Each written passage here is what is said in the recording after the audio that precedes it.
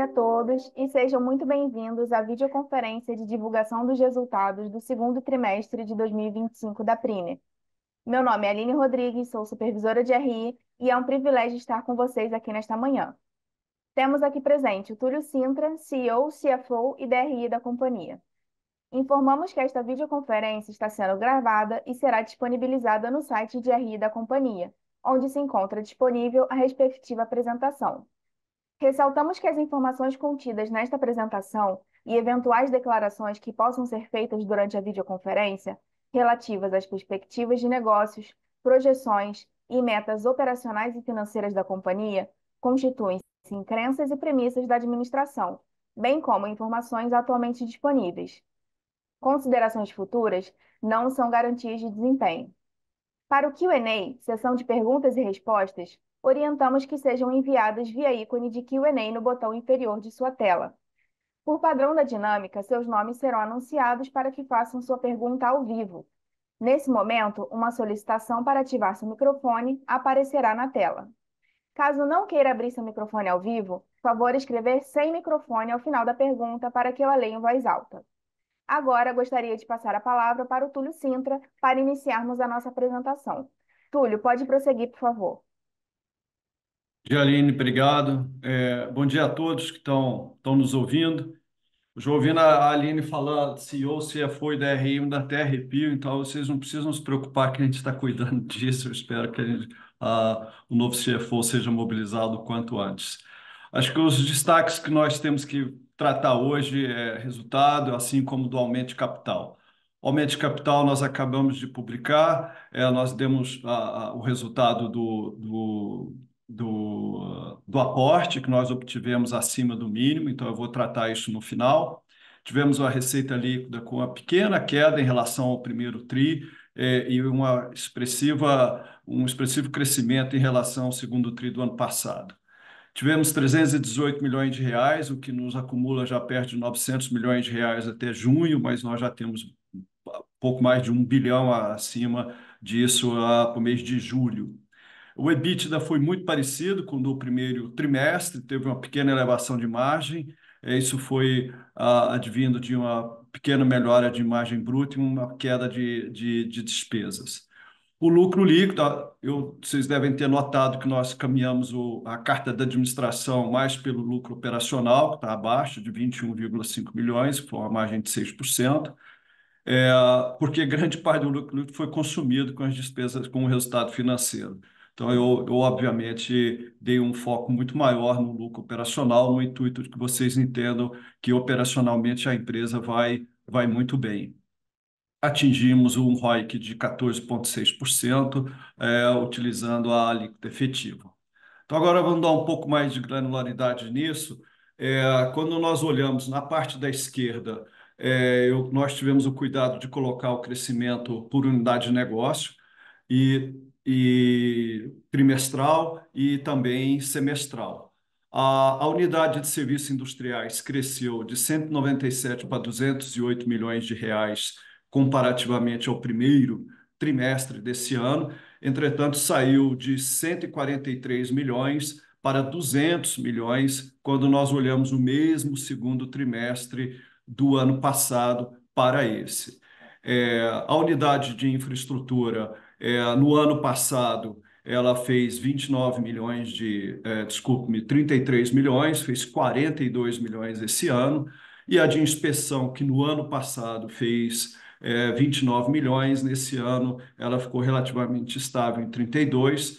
Entretanto, quando nós fazemos as leituras semestrais, os crescimentos foram bastante expressivos entre o ano passado e este ano. Lembrando que no ano passado nós não tínhamos ainda a unidade de montagem, né? Então nós tivemos do ano passado para cá um crescimento de 422 para 731 milhões de reais, sendo que 177 foi de montagem industrial, mas observem que todas as unidades que não são da unidade industrial, desculpa, que não são de montagem, cresceram em relação ao ano passado.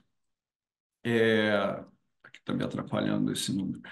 A parte de lucro bruto, nós tivemos expansão de lucro bruto trimestral e também semestral. Nós saímos de 19,6 para 19,9 na leitura semestral, entre o primeiro semestre do ano passado e esse.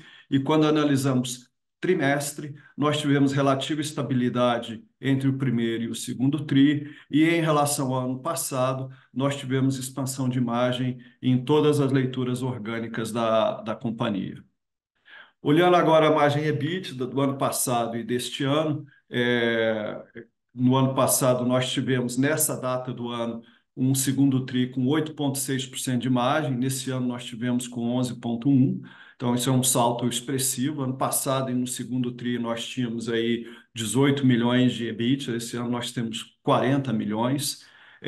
Na carta do administrador, nós fizemos uma leitura granular por unidade de negócio e separando também o que era orgânico e o que era inorgânico, dando uma visibilidade para vocês o quanto a companhia cresceu nas vertentes de orgânico e de inorgânico. Na leitura semestral, nós no ano passado estávamos aqui comemorando 42 milhões de reais de EBIT, desse ano nós estamos com 80, então é um salto bastante expressivo. Na leitura orgânica, vocês vão ver na carta do administrador que nós tivemos uma velocidade de crescimento bem expressiva. A parte de lucro e prejuízo, no ano passado nós tínhamos um pequeno prejuízo, nesse ano nós tivemos um pequeno lucro. Observem que na parte de lucro operacional, como eu acabei de mencionar para vocês, nós tivemos bastante sucesso, muito mais sucesso que no ano passado, mas o resultado financeiro, fruto dos movimentos de M&A que hoje gravam como dívida e acumulam despesas, consumiram grande parte desse lucro operacional. A nossa relação dívida líquida EBITDA, ela piorou de 2,36 para 2,43. Nós passamos, na nossa opinião, e na nossa leitura, na verdade, do ano, por um dos piores momentos. Nós agora começamos a cair essa curva não vai ter uma tendência de ascensão, mas uma tendência de descendência, vai começar a cair a partir já do mês de julho e agosto.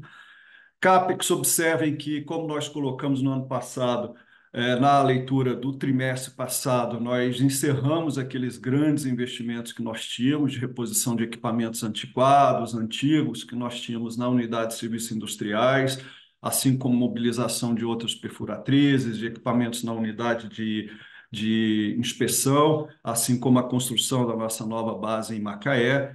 Então, nós começamos a cair bastante, nós saímos de 21 milhões no terceiro tri do ano passado, tivemos no quarto tri do ano passado 20, esse ano no primeiro tri 6, agora 11, e eu posso assegurar para vocês que nós vamos continuar ao longo do ano com uma queda de CAPEX nas atividades que nós temos. As unidades que nós temos hoje, as 4 unidades de negócio, não são demandantes de CAPEX, e nós não visualizamos isso para o final do ano. Aqui o comportamento da reconciliação da dívida líquida. Então, nós encerramos o primeiro TRI com 425 e estamos encerrando com 463 milhões. Nós gravamos na dívida bruta um possível earn-out da compra da Real, então isso é gravado na dívida bruta e nós fazemos o cálculo da alavancagem com essa possibilidade de earn-out também. Do lado direito, observem que grande parte da nossa amortização de dívidas está lá de 27 em diante. O nosso prazo de pagamento saiu de 1,8, um pouco menos de 2 anos, e nós já estamos perto de 3 anos hoje, o prazo médio. Esses são os principais números da companhia, e agora eu já caminho para considerações finais. Aqui, como sempre, eu tenho alguns slides para dar mensagens, né, do que nós esperamos da companhia e o que foi o segundo TRI, o que nós esperamos de 25 e o que nós esperamos do futuro. E, obviamente, que aqui nós vamos dar um pouco de luz sobre a alocação privada, né? Então, sobre o segundo trimestre, o primeiro semestre de 25, nós tivemos, então, uma estabilidade dos resultados operacionais em comparação ao primeiro TRI de 2025, então o segundo TRI veio muito parecido com o primeiro TRI. É, olhando os resultados orgânicos do ano passado para esse, para capturar o mesmo período de leitura, nós tivemos 25,6% de crescimento. Isso é muito importante, um crescimento orgânico nessa monta é bastante importante. Isso mostra que a companhia, no motor de inorgânico e no motor do orgânico, vai muito bem. A margem EBITDA foi preservada, e aí eu insisto, né, nós passamos a ter oneração da folha, nós tivemos expressivo aumento de plano de saúde, nós tivemos agora a ILP, que foi aprovada em novembro do ano passado, então são despesas muito mais altas, e ainda assim as nossas despesas, a relação caiu e a margem EBITDA foi preservada. Então, entendam isso como um ganho de produtividade, de eficiência, que é você ter despesas aumentadas e margens EBITDA conservadas. Tivemos uma redução das atividades no segmento sucroenergético. Alguns players da área de sucroenergético derrubaram bastante as suas demandas de serviço. Isso gerou bastante impacto na unidade de serviços de inspeção e integridade. E tivemos também alguns embarques, bastante embarque atrasado nessa mesma unidade, o que gerou, como vocês vão ver no administrativo, nas DFs, um lucro bruto muito aquém do histórico dessa unidade. A unidade de montagem teve uma desaceleração em relação ao ano passado, devido a atrasos de projetos e resultados de licitação. Vou endereçar isso um pouco mais agora sobre 2025. A unidade SI, para a visão de 2025, nós projetamos um desempenho superior nos dois semestres de 2025, então, tanto o primeiro quanto o segundo semestre de 2025 serão melhores do que os do ano passado, né? Na unidade de infraestrutura, nós tivemos muita conquista no primeiro semestre, nós não esperamos postergações, então, os resultados da unidade de infraestrutura serão melhores em 25 do que foram em 2024. A unidade de inspeção e integridade, nós analisamos, Spotlight, não estou entendendo. O pior ficou agora no segundo TRI, onde nós tivemos que fazer bastante queda de demissões e perdas de receita devido a preparamos para uma maior demanda, essa demanda não veio. Então, a gente atinge agora um break-even no terceiro TRI, e o quarto TRI em diante, ela recupera o que é a saúde dela, de margens brutas e geração de valor, e aí de uma forma estrutural. Tá? Isso não, o que aconteceu no segundo TRI vai ficar no segundo TRI. Na unidade de montagem industrial, nós tivemos aí atrasos em licitações e aprovações de licitações, né? E assim como contratos vencidos que a gente tá um pouco moroso de mobilizar. Então, haverá uma retração da unidade de montagem industrial esse ano versus o ano passado, mas nós vamos ver uma forte reação em 26, e nós devemos superar o que é o histórico da unidade de montagem em 26, e esse ramp-up já começa esse ano no último trimestre, setembro, outubro, se começa esse ramp-up. A despeito da mobilização dos contratos estar lenta, uma coisa que nós estamos muito seguros de trazer é que 2025 encerrará com um recorde do valor da carteira de contratos. Nós temos tido muito projeto em estudo, muita licitação forte. É, então, assim, seja pelo orgânico, seja pelas aquisições que nós faremos, em ambas as leituras, nós teremos 2025 com o maior valor de contratos que a empresa já conquistou desde então. Sobre a locação privada, a primeira coisa, nós superamos, acabamos de publicar o valor obtido na locação privada. Então, o processo de M&A que está em curso, ele ocorrerá conforme o planejado. Então, eu fico muito feliz pela confiança dos acionistas, e, e eu não tenho dúvidas que essa confiança será extremamente valorizada com essa aquisição que nós estamos trabalhando.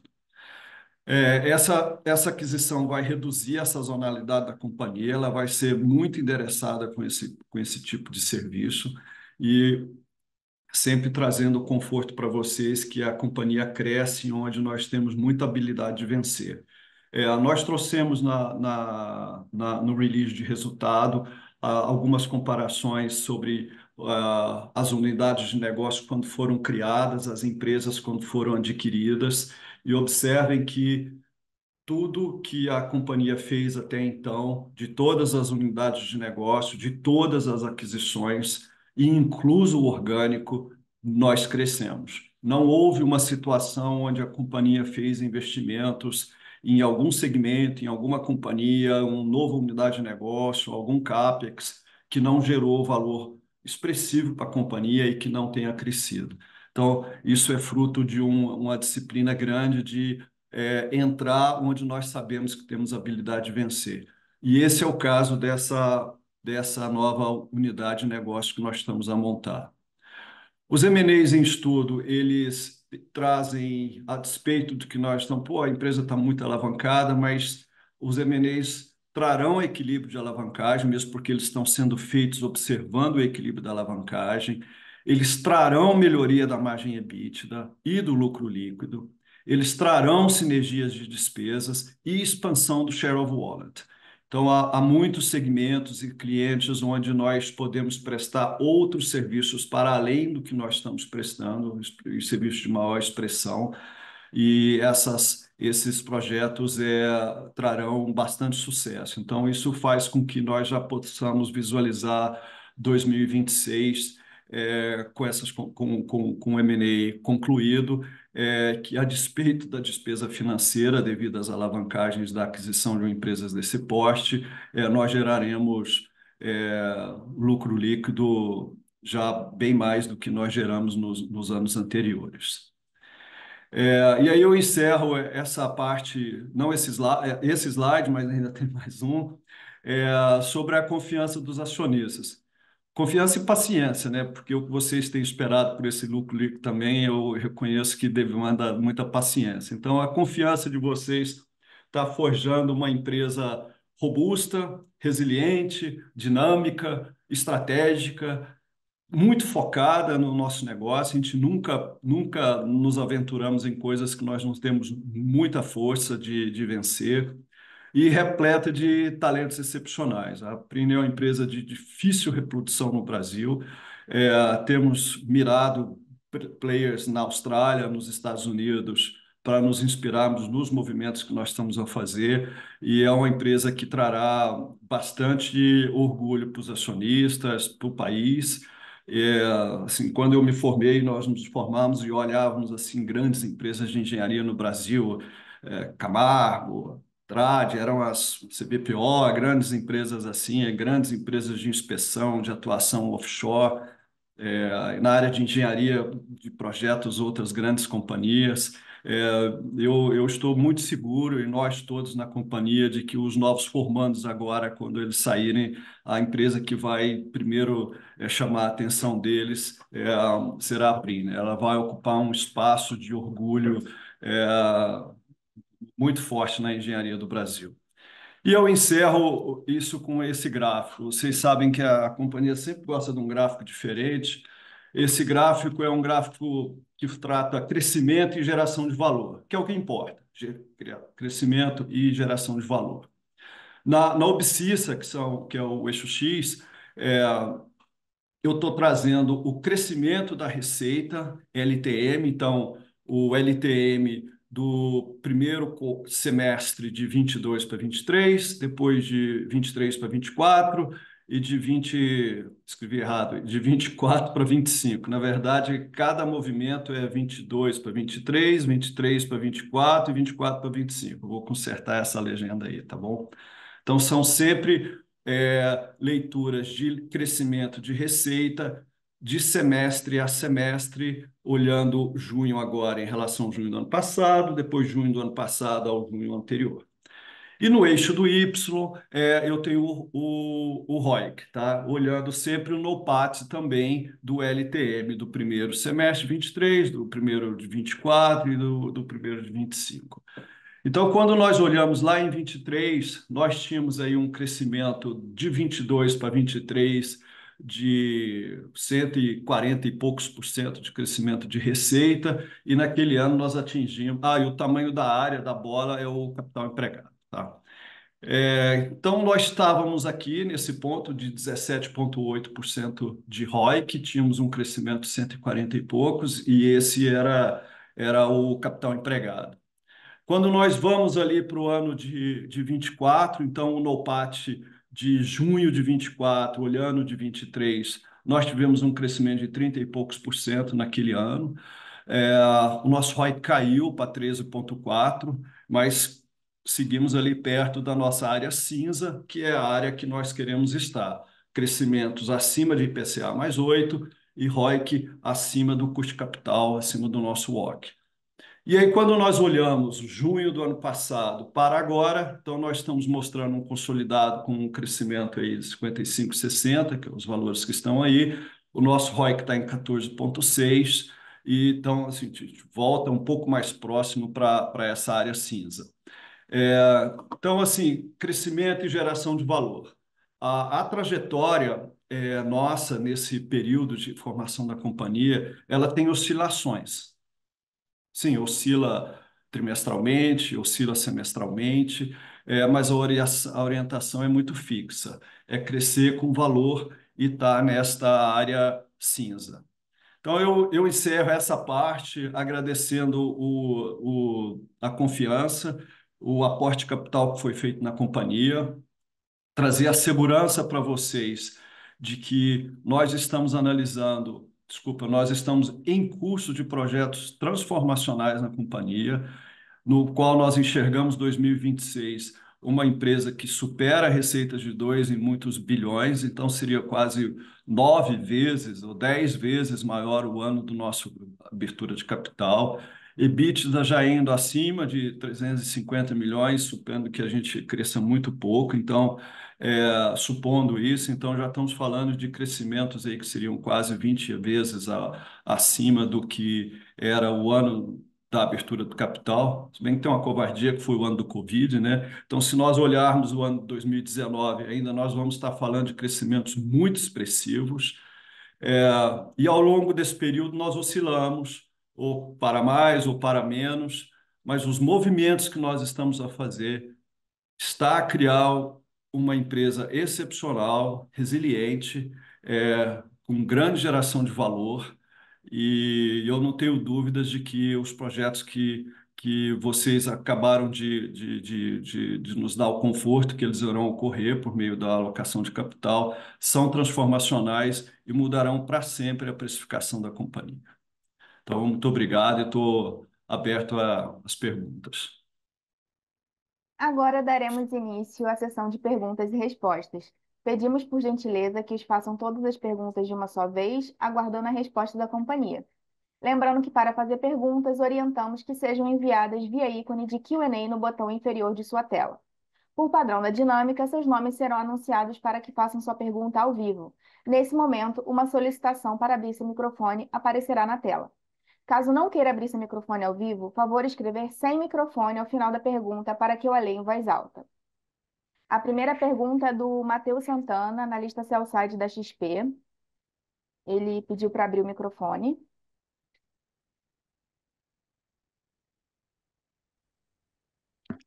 Oi, Túlio, bom dia. Eu tenho duas perguntas aqui. Primeiro, eu queria fazer uma relação um pouco entre alavancagem e M&A, tá? A gente vê que você está num nível um pouco mais alto de alavancagem em relação ao histórico. Aqui você tem o aumento de capital entrando e dando uma desalavancada considerável aqui. Só que já tem um M&A engatinhado, que a gente não sabe exatamente o preço, né? Mas parece ser um valor considerável, assim. Eu queria saber o que que você considera que seria, assim, o seu limite de alavancagem, onde você começa a dar um pé para trás e não pensar tanto em M&A assim. E a segunda pergunta aqui também, eu queria tratar um pouco mais, que a gente viu um nível alto assim de margem, principalmente na infraestrutura esse trimestre aqui. Eu queria ver o que que seria a sustentabilidade desse número, tá? Obrigado. É, Obrigado a você, Matheus. A alavancagem em torno de 2,40 está no nosso limite, né? Nós temos os covenants das debêntures e temos os covenants das dívidas bancárias. É, o 2,50 é um limite de leitura anual, e gerencial, que nós temos que obedecer. Eu estou muito seguro de que esse número, nós atingimos o limite dele agora e ele é cadente daqui para o final do ano. A despeito dos M&As estarem vindo, são M&As que vêm relativamente desalavancado, tem um EBITDA expressivo, então nós vamos utilizar parte da consolidação daquele EBITDA aqui para gerar uma queda da dívida líquida pelo EBITDA. Então, a despeito dos M&As e fruto desse aporte de capital, nós, na verdade, devemos estabilizar ou, na verdade, cair esses indicadores. Sobre as margens da infraestrutura, elas vão continuar no histórico que você viu aí do segundo trimestre, e eles retomam aqueles resultados que nós vimos ano passado entre o terceiro e o quarto tri da infraestrutura. São margens realmente melhores que as demais unidades de negócio, porque a infraestrutura é um player de soluções, é uma boutique de solução de engenharia. Ela é uma área muito seletiva. Aliás, essa foto de fundo é um projeto orgânico que foi criado pela infraestrutura. São projetos muito seletivos, muito criativos, únicos. Então, é uma boutique de soluções de engenharia e isso faz com que as margens sejam mais altas. Ficou claro aqui, Túlio. Obrigado. A próxima pergunta é do Pedro Tínio, analista sell-side do Itaú BBA. Ele pediu para abrir o microfone, por favor. Bom dia, Túlio. Bom dia, Aline. Parabéns pela conclusão aqui do aumento de capital, Túlio. Queria começar com esse parabéns e também parabenizar aqui pelos resultados. Eu queria só entender, Túlio, dois pontos principais aqui. Quando a gente olha dentro do release, vocês comentam que o 1 bilhão de contratos que vocês ganharam, né, sobre projetos de grande porte, só que, na verdade, só metade deles acabaram sendo executados. Como que você espera que seja o ramp-up de fato desse restante de contratos? Você comentou, né, ali nas considerações finais que 2026, né, restante de 2025, 2026, a gente deveria ter uma melhora, mas queria só ver se você consegue passar um pouquinho mais de cor sobre isso. E montagem industrial chamou um pouco a atenção aqui sobre a queda, né, que a gente teve aqui tri a tri, e você também comentou da recuperação que a gente deve ter para frente. Você espera que é uma recuperação do cliente antigo ou você acha que é uma recuperação de novos clientes? Só para entender como você também enxerga a recuperação dessa parte de montagem industrial. Essas são as duas aqui. Obrigado, Túlio. Tá. É, tem tido assim os clientes assim, os grandes clientes brasileiros que todos têm obras grandes, eles demandam de atualizações de Ministério Público, de BNDES, de IBAMA, e as coisas, não sei se pela proximidade das eleições de 2026, no intuito de você ter até um boom em 26, eu posso garantir para vocês que 2026 o Brasil vai ser um canteiro de obras, pelo que nós estamos lendo. É, Você vê resultados como o Renest, como o Compeg, que já saíram há 2, 3 meses, não tem ordem ou mais, não tem ordem de mobilização ainda, e a gente está presente nessas conquistas. É, eu acredito que isso começará em setembro, outubro. Esses projetos maiores vão de setembro, outubro, de forma a você ter um pico já o pico ou uma grande parte do projeto fortemente mobilizado já ao longo de 2026. Então, eu não espero que isso atrase demais. A montagem industrial, ela chamou a atenção porque eu até tive o cuidado, não sei se todo mundo percebeu na carta do administrador, a receita recorrente da montagem industrial era de 350 milhões de reais. No ano passado, nós tivemos um sucesso imenso, eles tiveram, nós não estávamos presentes ainda, de pipocar e subir para 450. Esse número mais do que volta nos próximos, ao ano de 26.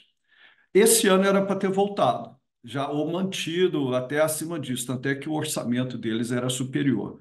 O problema é que nós tivemos muitos atrasos de resultados de licitações e projetos que já eram para ter saído e não saíram ainda.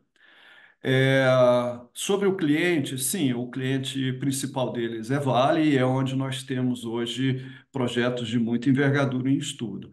Agora, não é só eles, nós passamos a ter estudos em projetos como Casa de Pedra, Bemisa, Anglo, Samarco, que voltou a investir forte também, ArcelorMittal. Então, existe um número de clientes muito maior dentro da unidade de montagem agora do que existia no ano passado. Eu acho que a unidade de montagem, na história da Real, nunca teve tanta licitação em cima da mesa. Eles devem ter um pouco mais de 4 bilhões de reais em projetos em licitação. Isso nunca ocorreu.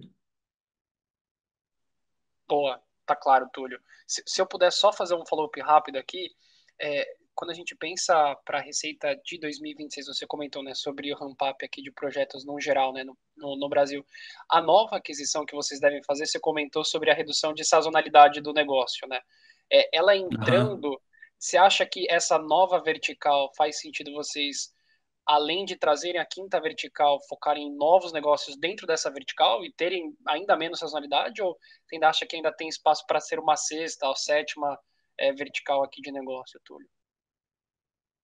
Existe uma cesta vertical que está no nosso plano de 26 para 27, em função, se nós tendo o sucesso dos grandes projetos de montagem industrial, que eu acredito neles, nós vamos desalavancar muito rapidamente, é, muito rapidamente. Essa abertura de desalavancagem na velocidade que nós esperamos que venha a ocorrer, vai abrir espaço para a cesta vertical. No ano que vem, lá para julho do ano que vem, que são projetos que nós queremos continuar expandindo em segmentos em mineração, em geotecnia, em rocha e em outros tipos de obras que nós não estamos ainda, e projetos que nós não estamos. Essa quinta vertical tem espaço para vários tipos de minérios, né?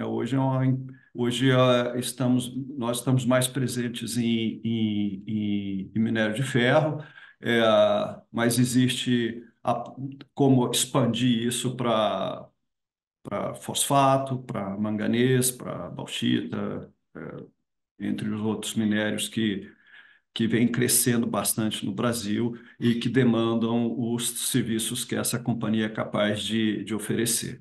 Então, esta vertical ela tem um potencial de crescimento grande, um potencial muito forte. A gente espera que ela venha a ser, num tempo curto de tempo, quiçá a maior empresa, a maior vertical da Prime.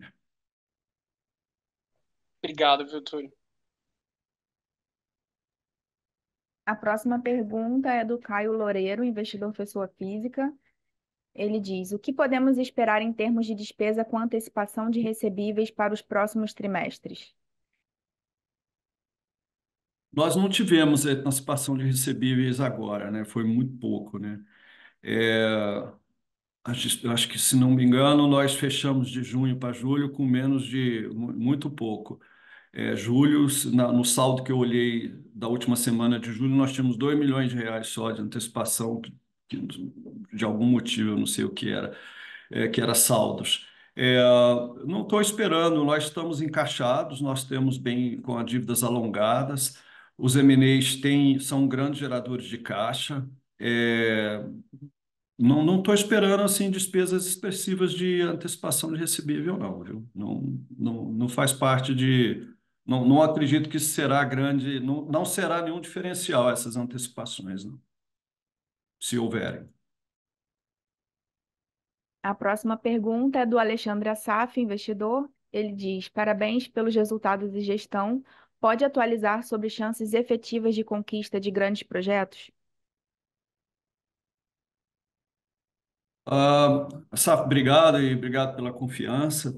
É, eu, obviamente que eu sou totalmente biased e suspeito sobre isso. mas a qualidade do planejamento, da engenharia, do orçamento, das simulações que essa turma tem feito é muito difícil ser replicada por outras companhias. Eu estou muito confiante de que teremos sucesso desses projetos, porque, do ponto de vista de planejamento de engenharia, nós estamos à frente dos demais que estão participando. Estamos realmente à frente, dito pelos clientes. Então, eu acredito na conquista desses projetos, acredito totalmente na conquista desses projetos. Temos que esperar eles ocorrerem, obviamente que a gente tem, mas o que nos indica até então é que, estando tão à frente na engenharia, nós devemos ter muito sucesso no comercial também.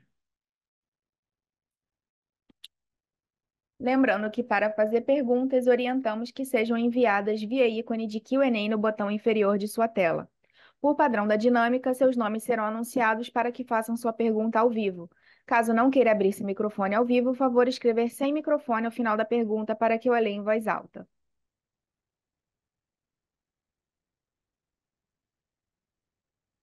Não havendo mais perguntas, encerramos a sessão de perguntas e respostas. Túlio, quer encerrar as considerações finais ou... A consideração final, eu sei que a turma começa a sair, mas eu não posso deixar de agradecer a confiança que foi dada nesse projeto de alocação de capital. É, eu entendo o quanto o cenário está difícil de obter aporte, disputar com renda fixa, disputar com taxa Selic, disputar com tarifa Trump, briga de governo, de Congresso, de Senado, aquele cenário complexo demais em cada reunião, tantas dúvidas, é, mas os acionistas acreditaram na estratégia da companhia, no que nós nos propusemos a fazer. E, de fato, a gente está criando aqui uma companhia que vai trazer muito orgulho, não só para os acionistas, para os colaboradores e clientes, eu acho que para o país. É, Quando nós olhamos lá na Austrália, aqueles grandes operadores de minas, grandes empresas de montagem na área de mineração, de infraestrutura, olhamos isso nos Estados Unidos, e nós não temos assim essas grandes empresas com esse nível de estrutura que eles têm.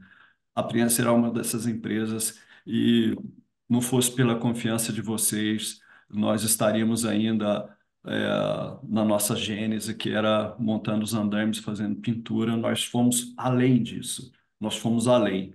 Então, esse ir além veio da confiança e, obviamente, da paciência de vocês. Muito obrigado.